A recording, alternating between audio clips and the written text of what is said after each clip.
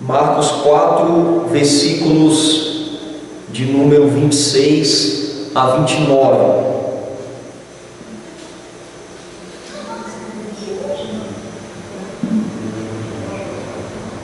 Diz assim a palavra do Senhor. Disse ainda: o reino de Deus é assim como se um homem lançasse a semente à terra, depois dormisse e se levantasse de noite e de dia, e a semente germinasse e crescesse, não sabendo ele como. A terra por si mesma frutifica, primeiro a erva, depois a espiga e, por fim, o grão cheio na espiga. E quando o fruto já está maduro, logo se lhe mete a foice, porque é chegada a ceifa. Vamos orar nesse momento, irmãos. Pai, obrigado pela leitura dessa passagem. Obrigado porque temos acesso e o privilégio de poder lermos e ainda ouvirmos as palavras de Jesus. Senhor, que nesse momento o Teu Santo Espírito possa clarear a nossa mente, iluminar o nosso coração, para que possamos compreender a Tua palavra, para que possamos ouvir a Tua revelação, que é a palavra escrita. Pai, em nome de Jesus, tenha misericórdia de nós, derrame graça em nossas vidas, seja glorificado na pregação, e que a Tua igreja seja edificada, santificada, em nome de Jesus. Assim nós oramos e lhe agradecemos, ó Pai. Amém. Queridos, o evangelho que nós temos em mãos foi escrito pelo evangelista João Marcos entre os anos de número 62 a 69 depois de Cristo. Marcos, ele não foi um apóstolo do Senhor, mas ele andou com os apóstolos e ele é conhecido como o intérprete do apóstolo Pedro, porque ele escreveu tudo aquilo que ele viu e ouviu do apóstolo do Senhor. Marcos fez seu registro com o propósito de testemunhar que o Senhor Jesus Cristo era de fato o Messias prometido pelos profetas, o Salvador do mundo, o Filho de Deus. Ele fez isto para que o mundo pudesse conhecer Jesus e para que a igreja de sua época fosse encorajada a perseverar na fé diante da ferrenha perseguição que sofria. No último sermão que eu preguei em Marcos, nós vimos a segunda das 4 parábolas de Jesus sobre o reino de Deus, a parábola da candeia. Trabalhamos a respeito da revelação do mistério do reino, quando aprouve a Jesus manifestar e revelar o mistério do reino aos seus seguidores. Nós vimos também naquela parábola como todos serão julgados à luz desta revelação. Jesus estava revelando o seu reino a eles como uma candeia. Hoje iremos tratar da parábola da semente, uma parábola muito conhecida, a terceira e penúltima das parábolas do reino, uma parábola que só é encontrada aqui no Evangelho Evangelho de Marcos, no texto que lemos. Jesus, ao ensinar a parábola da semente, teve o objetivo de animar, de encorajar os discípulos em frente à grande rejeição que estavam recebendo da parte da maioria dos judeus. Estavam sendo simplesmente desprezados e eles estavam preocupados com o crescimento do reino, além de lhes revelar algumas características desse crescimento. Como se dá esse crescimento? Como ele é efetuado? Logo depois que Jesus ensinou o que os que receberam a revelação do mistério do reino deveriam fazer: vocês receberam essa revelação e agora vocês devem agir dessa maneira. Na parábola da candeia, na passagem de hoje, a parábola da semente, aprenderemos basicamente como e quem realiza o crescimento do reino.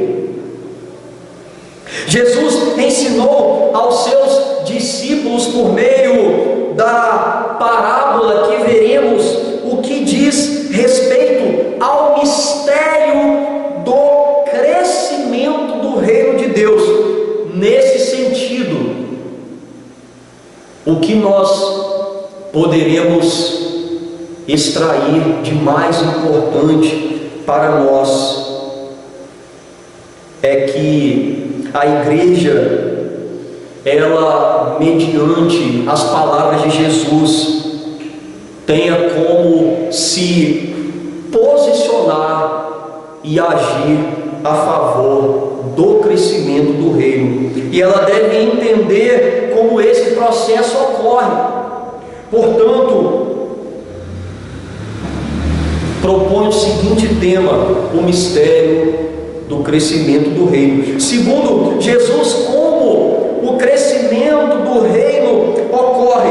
Em primeiro lugar, ele ocorre de forma incompreensível a nós.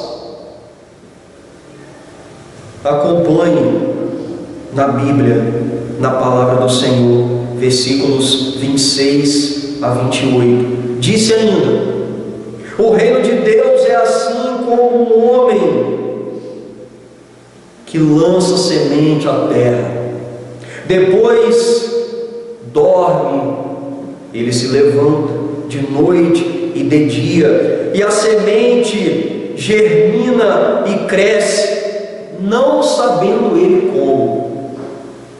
A terra por si mesma frutifica, primeiro a erva, depois a espiga, e por fim o grão cheio na espiga.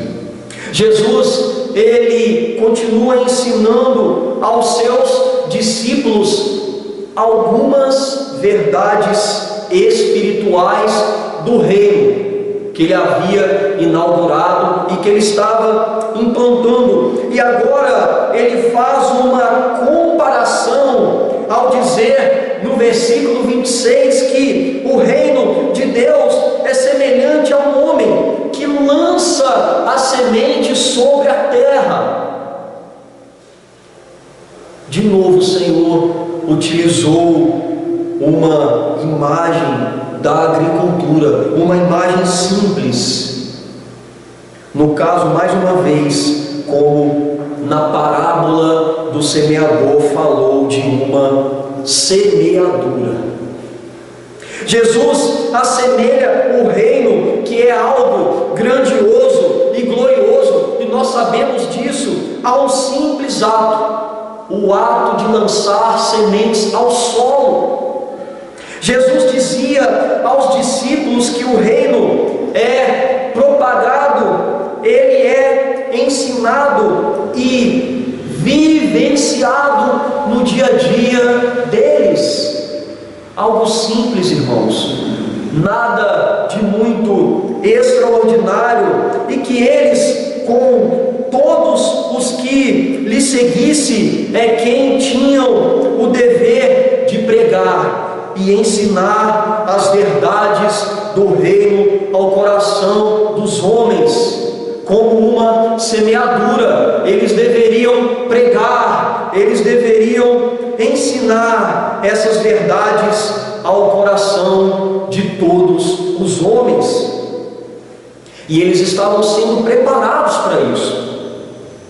O verbo lançar-se aqui no texto grego se encontra num tempo que só tem na língua grega, no tempo aoristo, que indica um processo concluído, ou seja, para que o reino alcance e transforme os corações. O ato do ensino da palavra, assim como da semeadura no solo, é primordial, necessário e suficiente. O semeador lança a semente no solo, e os discípulos de Cristo lançam a palavra de Deus no coração dos homens.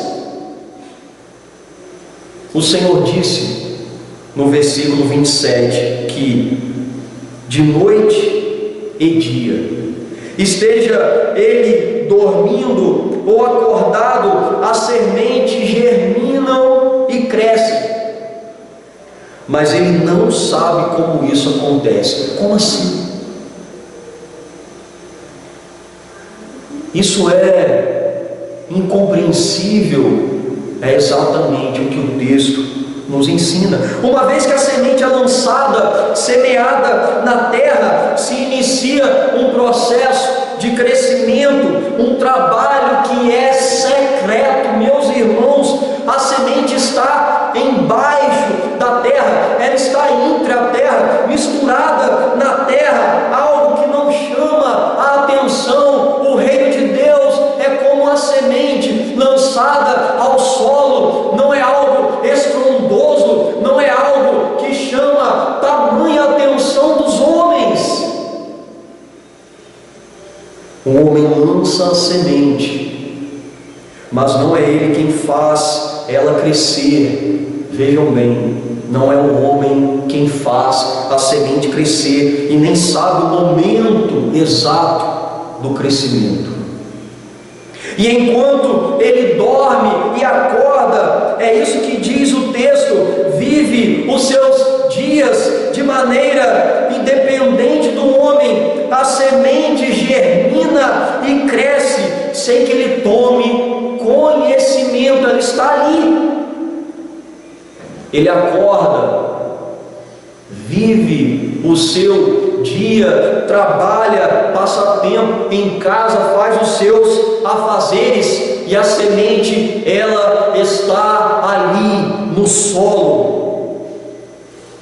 Jesus estava ensinando isso aqui para homens judeus na época, e eles sabiam que o agricultor lançava a semente durante o dia e dormia durante a noite, não podendo controlar e perceber o seu desenvolvimento. Ele vivia normalmente durante o dia e ele descansava sem preocupação à noite, que ele até podia limpar o terreno, tirar ali os espinhos, irrigar e fertilizar o solo, mas não tinha o poder para fazer a semente brotar e crescer.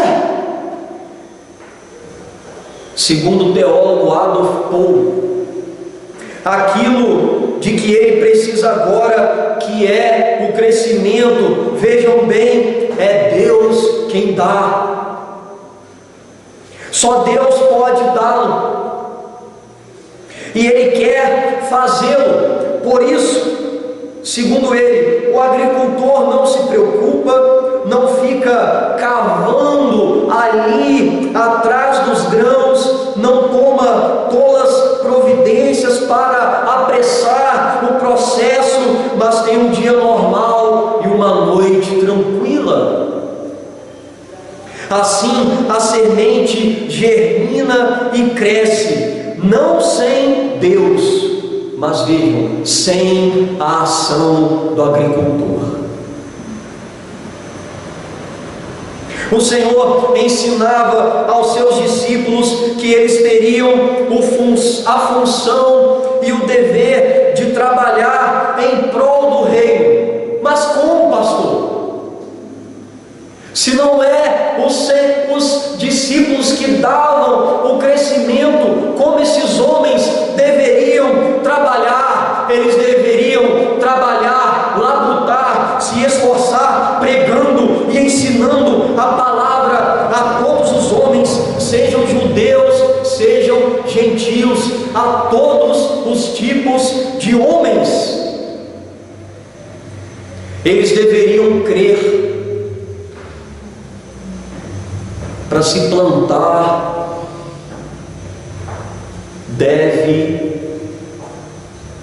teremos de ter fé, irmãos. Você tira o alimento da boca e enterra debaixo da terra,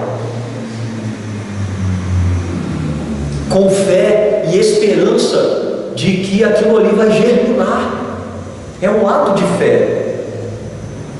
Eles deveriam crer na pregação, no ensino da palavra e ao mesmo tempo orar para que o Senhor pudesse dar o crescimento e esperar com toda confiança e paciência no crescimento operado por Deus, descansando em sua soberania.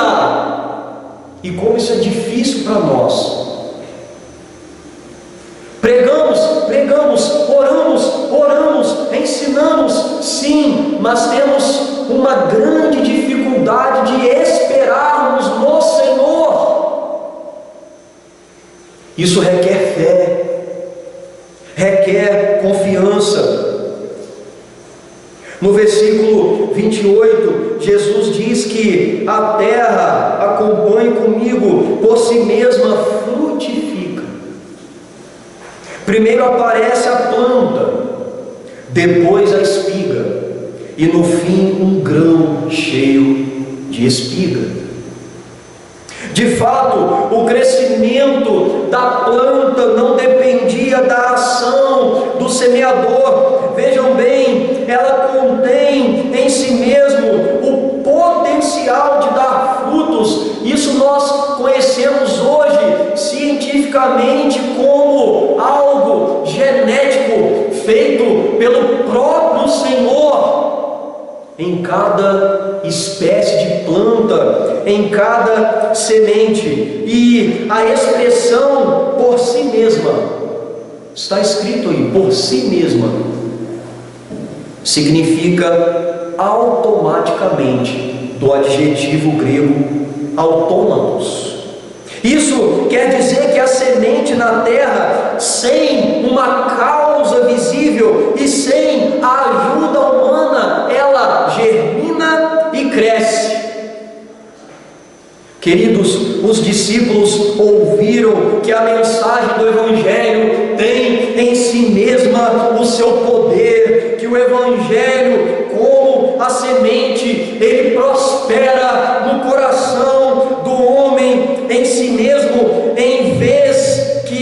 uma vez que é proclamado, dando início por obra do Espírito Santo a salvação na vida do eleito. Quando nós pregamos a palavra de Deus e o Espírito Santo atua no coração do pecador, nós conhecemos isso na teologia como um duplo chamado, um chamado externo pela pregação e um chamado interno, poderoso e miraculoso no coração do homem, que é a vocação eficaz. E quando o chamado externo alcança o ouvido e o Espírito Santo alcança com graça o coração, o homem, ele é transformado por uma obra poderosa do próprio Deus.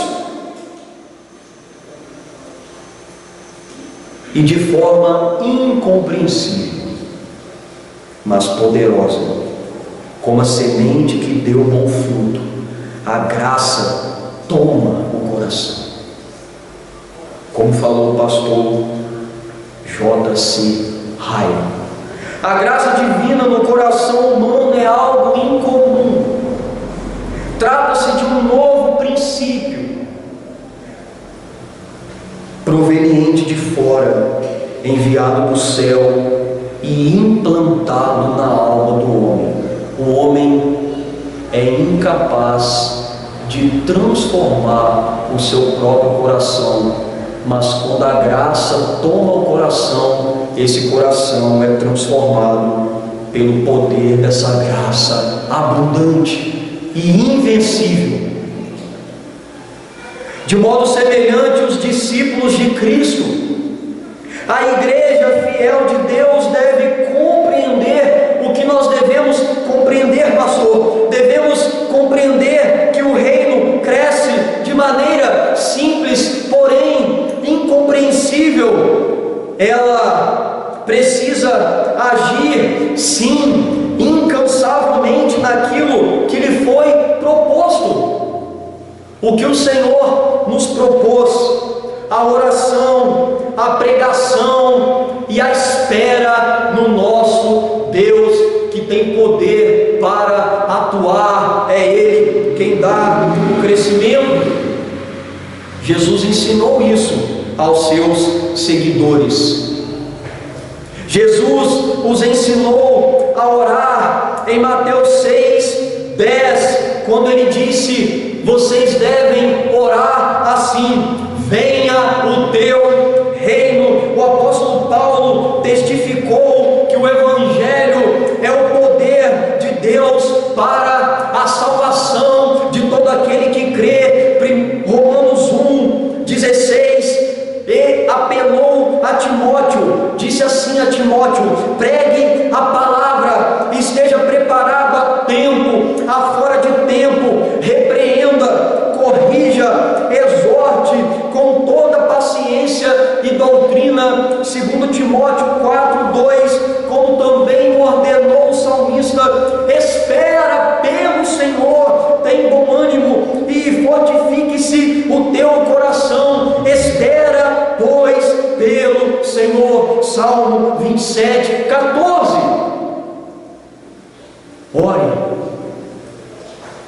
pregue, ensine e espere. Embora seja a igreja convocada a trabalhar, Deus quis fazer isso por meio da igreja. É Deus que de modo soberano e misterioso efetua o crescimento no tempo e no jeito dele.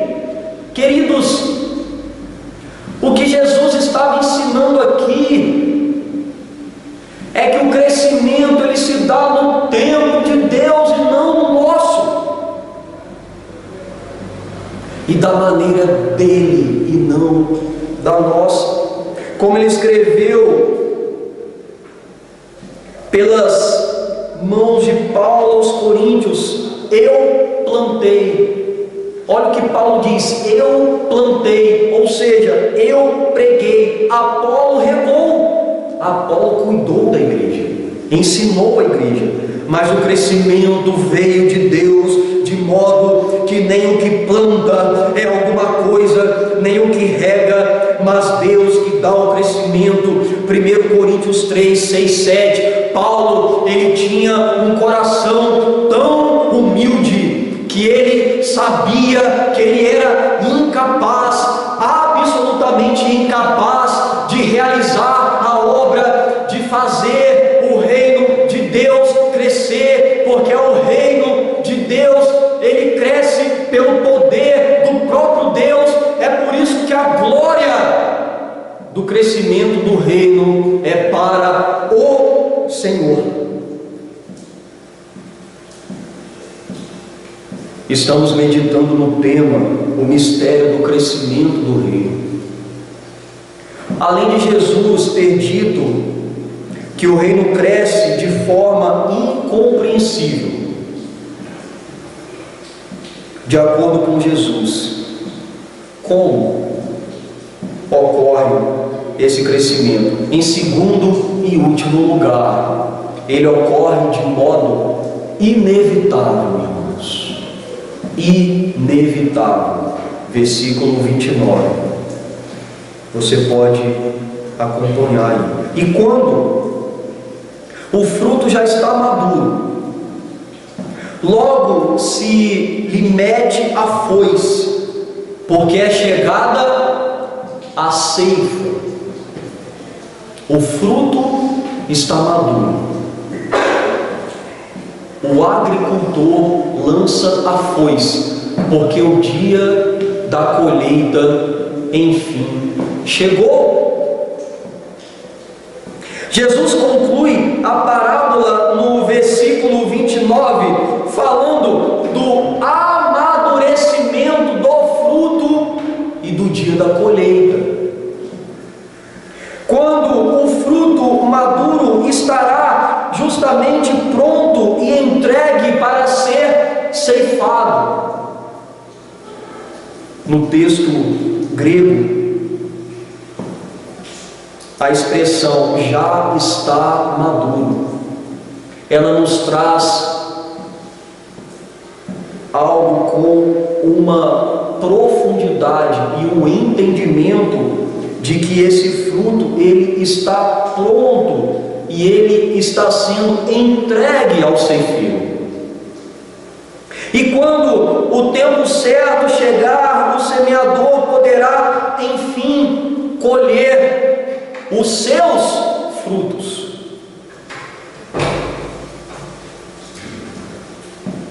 Vejam que nós semeamos a semente.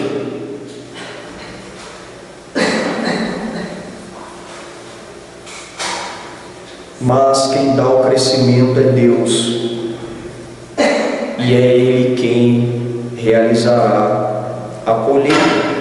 O desfecho foi dito aos discípulos com o intuito de gerar em seus corações esperança e também temor. E aqui eu chamo a atenção dos irmãos para essas duas palavras: esperança e também temor. A esperança está no fato de que no tempo da consumação do reino, o que é o tempo da consumação, a volta de Cristo, seguindo o juízo final, aquilo que o Senhor chama de último dias, a consumação do reino, em que o Senhor recolherá os seus escolhidos, como está registrado em Apocalipse capítulo 14, versículos 14 ao 16. O que está escrito em Apocalipse? Prestem atenção aqui. Olhei, e eis uma nuvem branca, e sentado sobre a nuvem um semelhante a filho de homem, o Senhor, tendo na cabeça uma coroa de ouro e na mão uma foice afiada. Outro anjo saiu do santuário gritando em grande voz para aquele que se achava sentado sobre a nuvem: toma a tua foice e ceifa, pois chegou a hora da ceifa, visto que a seara da terra já amadureceu. Uma revelação entregue ao apóstolo João, que pôde contemplar a colheita nos últimos dias. E o 16 diz: e aquele que estava sentado sobre a nuvem passou a sua foice sobre a terra, e a terra foi ceifada. As Escrituras dizem que os eleitos do Senhor, aqueles que creem no Senhor, que estiverem em Cristo, Eles serão colhidos como trigo e guardados, muito bem guardados, no celeiro do próprio Deus. É uma promessa de esperança que estaremos com o Senhor. Mas esse texto também nos dá uma palavra de temor. O temor serviu de alerta aqui, pois também haverá a colheita para o juízo, semelhante os juízos de Deus contra as nações inimigas de Israel, descrito em Joel 3,13, quando o Senhor deu uma sentença de justiça, trazendo juízo àquelas nações ímpias que estavam oprimindo o seu povo. E o profeta Joel escreveu assim: lançai a foice, porque está madura a seara, vinde, pisai, porque o lagar está cheio, os seus compartimentos transbordam, porquanto a sua malícia é grande. Nós devemos temer ao que Jesus escreveu, porque da mesma maneira que os seus estarão para sempre com o Senhor, eles serão recolhidos, eles serão colhidos. Os ímpios, os perversos, os incrédulos, aqueles que não estiverem, não creem em Cristo, aqueles que desprezam o Evangelho, a palavra de Deus e tudo que há em relação ao Senhor, eles também serão recolhidos, mas serão, tristemente, recolhidos para o juízo. E o Novo Testamento nos diz que eles serão recolhidos como uma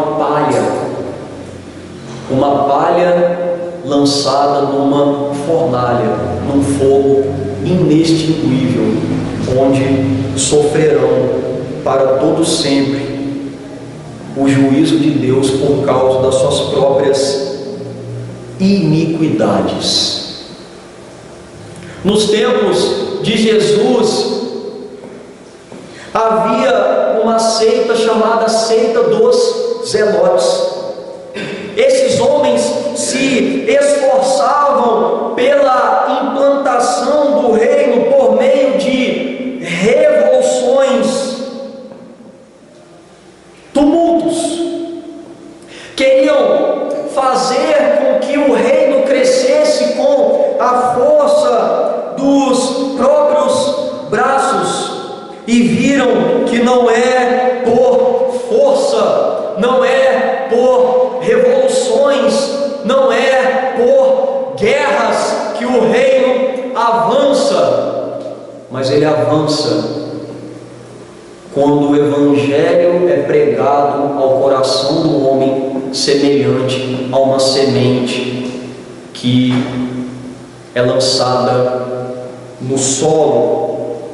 Já a seita dos fariseus tentaram propagar esse reino por uma rígida e cega observância da lei e de mandamentos sem fundamentações na palavra do Senhor, visando a salvação. É aquilo que nós chamamos e combatemos, que é o legalismo. E nós vimos que não é por uma obediência cega, vazia e pretensiosa que o reino avança, mas é pela fé em Cristo, pelo arrependimento de pecados e por uma obra do Espírito Santo no coração do homem. É o Senhor quem dá o crescimento.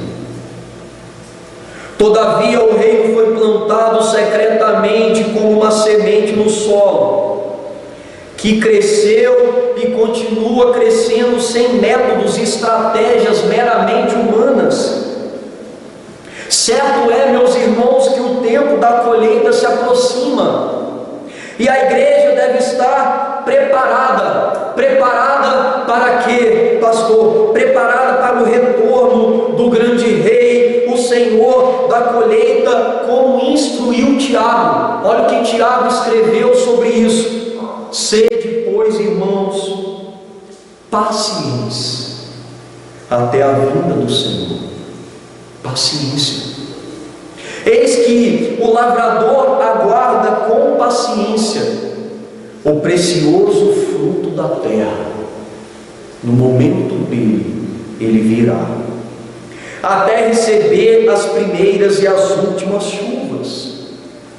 Sede vós também pacientes, e fortalecei o vosso coração, pois a vinda do Senhor se aproxima. Tiago 5, do 6 ao 8. Paciência, a vinda do Senhor se aproxima. Diante disso, quais lições o texto nos ensina nessa noite?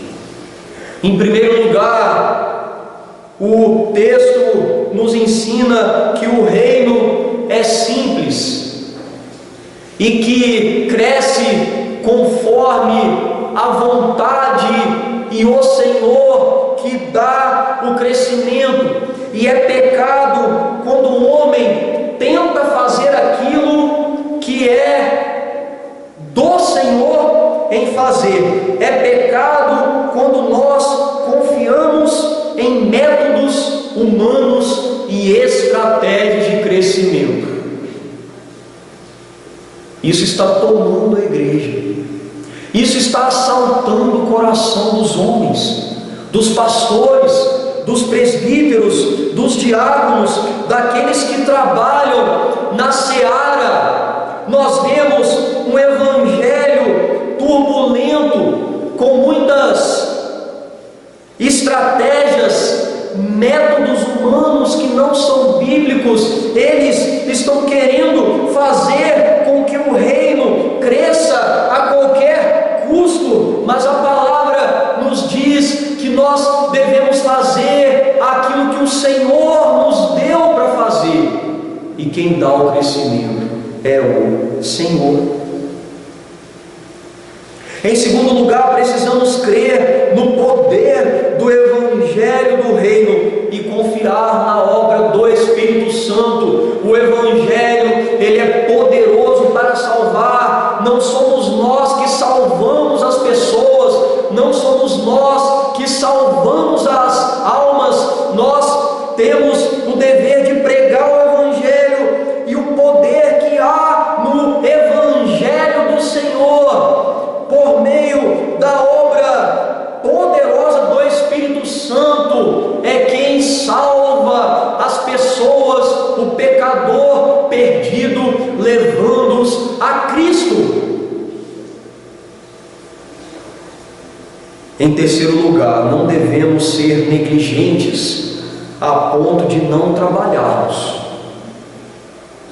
Como não devemos ser exigentes a ponto de nos cobrarmos além do que é devido. Nós não devemos, diante dessa palavra, cruzarmos os braços, irmãos.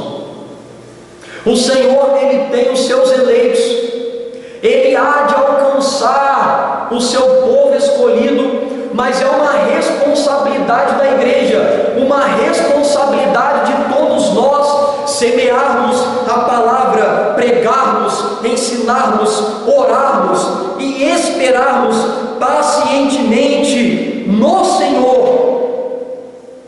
Não devemos nos cobrarmos além do devido. Pastores são cobrados além do devido.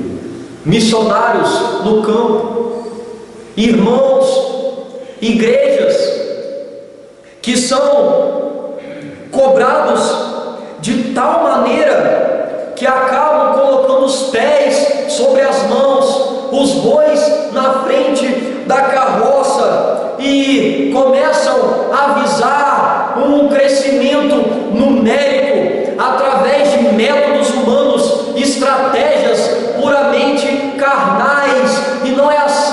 que a igreja cresce, não é assim que o reino cresce.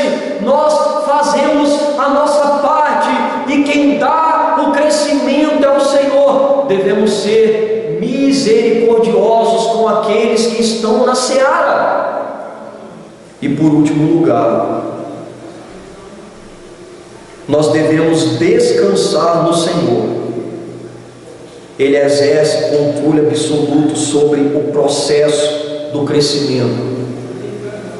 Nós devemos descansar o nosso coração no Senhor, porque sabemos que é Ele quem tem o seu soberano propósito, é Ele quem dá o crescimento do reino que é dele, e nós devemos viver sim o reino, propagar sim o reino, mas com os nossos corações tranquilos e descansados no Senhor. Eu quero concluir com uma pergunta.